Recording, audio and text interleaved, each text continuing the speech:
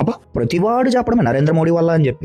మన దేశపు ప్రధానమంత్రి నరేంద్ర మోడీ దేశంలో ఉన్న యూతే ప్రయారిటీగా ఇప్పటికే జరిగిన ప్రొటెస్ట్ మీద ఆల్రెడీ పోస్ట్ చేశారు. కానీ కొంతమంది ఎలా చెప్పాలి అంటే పెంట మీద పురుగులు లాంటి వాళ్ళు అనుకోవచ్చు. దేశ ప్రధాని అని చెప్పి కూడా లేకుండా ఆయన వేస్తున్న పోస్ట్ మీద ఇంకా జోక్స్ వేస్తూ ఆ సైకిక్ ఆనందాన్ని పొందుతున్నారు. ఏది మినిస్టర్ రిజైన్ చేసిన తర్వాత కూడా ఒకడైతే నాకు అతని పేరు తెలీదు, ఇన్స్టాలో అందరూ అతన్ని రండాజే అంటున్నారు. మరి వాడేమో మీ మోడీ అంటున్నాడు. మీ మోడీ ఏంట్రా, నీకు కూడా ప్రధానమంత్రిరా.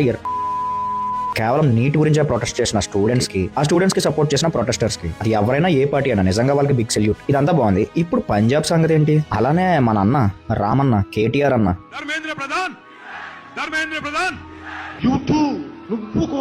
ఇదంతా పక్కన పెడితే ఇలాంటి ప్రొటెస్ట్ అన్న ఒక మీడియం, ఒక ప్లాట్ఫామ్ దొరికినప్పుడు బీజేపీని చేయాల్సిన క్వశ్చన్స్ ఏంటి? ఒకడేమో ఆర్టికల్ 370 బ్యాక్ తీసుకురావాలంటాడు, ఇంకొకడు నీ జెండర్తో మోడీకి ఏం సంబంధం పాప? అదే బాబు సరే ఏదో ఒకట్లే. బీజేపీ మోడీ ప్రెసెన్స్ లో చాలా మంచి పనులు చేసింది, అలాగే స్కామ్లు కూడా కాదని అనట్లేదు. కానీ మోడీ వచ్చిన తర్వాత ఇండియాకి అయితే గ్లోబల్ రికగ్నైజేషన్ వచ్చింది. అది నువ్వు అవునన్నా కాదన్నా. బాంబ్ బ్లాస్ట్, టెర్రర్ అటాక్స్ తగ్గాయి. అలాగే యూపీఐ అండ్ అన్లిమిటెడ్ డేటా తక్కువ ప్రైస్ కి, ఎంఎస్ఎంఈ, సీనియర్ సిటిజన్స్ కి schemes, GDP growth, Vande Bharat, BRICS and international wide గా రిలేషన్స్, ఇంకా ఎన్నో. అలాగే స్కామ్స్ కూడా ఉన్నాయి. ఇలాంటి ఒక ప్రొటెస్ట్ జరిగేటప్పుడు సరే నీట్ గురించి అడిగారు, వేరే విషయాలు కూడా అడగాలి అనుకున్నప్పుడు ఇలాంటివి మీరు క్వశ్చన్ చేసేవి. నా ఫ్రెండ్ ఒకటి జాబ్ చేస్తున్నాడు, మంచి ప్యాకేజ్. ఆ మంచి ప్యాకేజ్ రావడానికి 10 ఏళ్ళు కష్టపడ్డాడు. బెంగళూరు లాంటి సిటీలో బతుకుతున్నాడు. 30% డైరెక్ట్ ట్యాక్స్ కట్ అవుతుంది. సరే ఆ ట్యాక్స్ తో army, infrastructure, agriculture, bridges, dams and people కి యూటిలైజ్ అయ్యే చేస్తే ఓకే. కానీ నా మనీతో ఇల్లీగల్ గాలకి పని పాట లేకుండా పందుల్ని కన్నట్టు పిల్లల్ని కనేసే వాళ్ళకి ఫ్రీ బీస్ ఎందుకు ఇవ్వాలి? నీట్ పేపర్ లీక్ అయిందని చెప్పి అంత కష్టపడ్డావే, మరి నీట్లో రిజర్వేషన్స్ ఎందుకని చెప్పి ఒక క్వశ్చన్ అడిగారా? దీంట్లో రిజర్వేషన్ ఇవ్వడం వల్ల మెరిట్ కి కాకుండా ఒక అన్క్వాలిఫైడ్ వాడికి just because of he's from backward cost అని చెప్పి ఇంత పర్సెంటేజ్ లో వాడికి సీట్ వస్తే ఏది ఇన్ని ఇయర్స్ ఇండిపెండెన్స్ వచ్చిన తర్వాత కూడా పోనీ ఇంకో 100 ఏళ్ళు తీసుకుందామా రిజర్వేషన్స్? పోనీ దాని తర్వాత క్యాన్సిల్ చేస్తారా? అప్పటికి చేయరు. అప్పటికి కూడా మనం క్వశ్చన్ చేయం. ఈ యూసేజ్ ఎందుకు తీసుకురావాలి? ఒకవేళ నేచర్ కి అంత ఉపయోగం అంటే గవర్నమెంట్ ఎలక్ట్రిక్ వెహికల్స్ వైపు ఇంకా సబ్సిడీస్ ఇంక్రీజ్ చేసి పీపుల్ అటువైపు పుష్ చేయొచ్చు కదా. అది ఎందుకు చేయరు? అండ్ స్వచ్ఛ భారత్ అని చెప్పి తీసుకొచ్చారు. ఎందుకు స్ట్రిక్ట్ గా ఇంప్లిమెంట్ చేయలేకపోయారు? చెత్తని క్లీన్ చేయడానికి మున్సిపాలిటీ ఎలా ఉందో చెత్త వేయకుండా చూసుకోవడానికి ఒక డిపార్ట్మెంట్ ఉండాలి. ఇండియన్ మీరు ట్రాష్ ఫ్రీగా చూడాలని లేదా?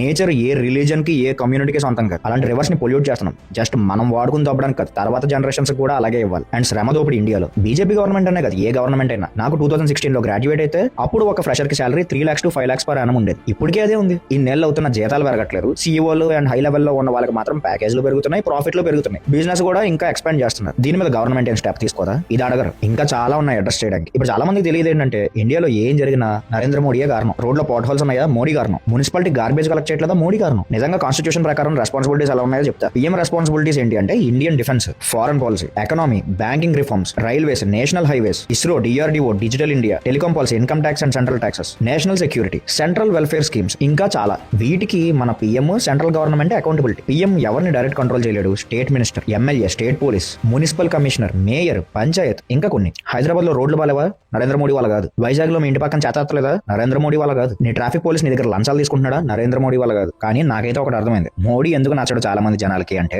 ఆ పూలంటే కోపం, దాన్నేమి పీకలేక జాలి కరుణాని కబుర్లు చెప్తారు. నువ్వు ఎంత ఎదవో నీకు తెలుసు. 100 పత్తి కబుర్లు చెప్తాం, రాంగ్ రూట్ లో వెళ్తాం. పొద్దున్నే ఈడిది తప్పు అడిది తప్పు అంటావు, చెత్త రోడ్డు మీద వేస్తావు. మీ ఇంట్లో మీ పేరెంట్స్ అడిగి చూడండి, ఒకసారి నా డబ్బు తీసుకోకుండా ఓట్లు వేసారని చెప్పి. కొంతమంది ఉండొచ్చు. ఫస్ట్ నీ ఇంటిని నువ్వు కరెక్ట్ చేసుకో. ఇంతమంది మెజారిటీ ఆఫ్ పీపుల్ ఎన్నుకున్న ఒక ప్రైమ్ మినిస్టర్, అది కూడా ఇండియన్ రిప్రజెంట్ చేస్తున్న ఒక ప్రైమ్ మినిస్టర్ ని ఇంత అసభ్యకరంగా జోక్స్ వేస్తూ, ఇలాంటి పోస్టర్స్ వేస్తూ, ఇంత దారుణంగా ట్రీట్ చేసే వాళ్ళకి రెస్పెక్ట్ ఇవ్వాల్సిన అవసరం లేదని చెప్పి నా ఒపీనియన్. మళ్ళీ చెప్తున్నాను, nation above the politics and nation should be above the religion. జై హింద్.